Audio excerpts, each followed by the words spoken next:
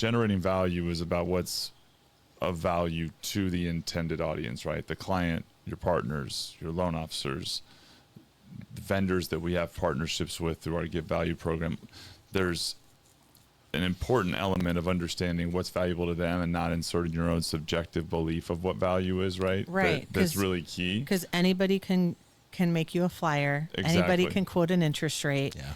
You have to be different. And you got to give them, and it's got to be something like you can tell that's meaningfully helpful to them. But on the flip side, when you know that you're delivering value, and you and I've had this conversation several times just over, the last year or so, right?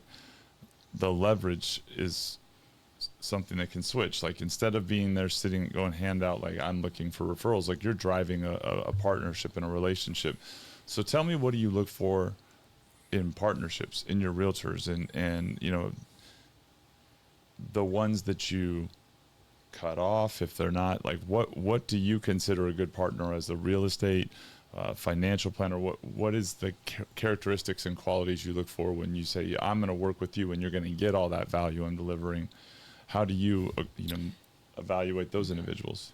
It's not, you don't want to work with every person just because they have a real estate license. Sometimes it's not a good fit. I've actually met some agents here that have given me business, and you really want to work with agents that really screen their clients.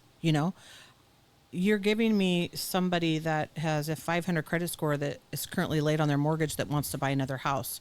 Like, I guess it's just knowing what kind of questions that you ask your potential client before you send them to a lender would be helpful.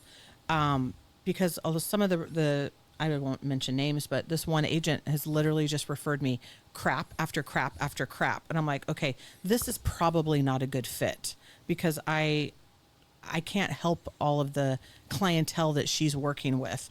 Love the hustle, but it's... I understand. Yeah. You have to know, you've got to, as a real estate agent, you've got to ask these questions like, are you, currently working right now? You have, and if they know, oh no, I just became self-employed. Well, real estate agents need to know that, like, you got to at least have self-employment on the books for 1 year before we can help you. But it's like, oh, hey, I think that's great that you're self-employed. Let's connect in a year from now, and I'll touch base with you in the year, to see how your business is doing, whatever, and still keep that lead. But like right now, we can't help you. But it's just kind of having them, ask those questions and really screening their clients before they send the referral as well, which is always helpful. Yeah. But I like to work with people I want to hang out with.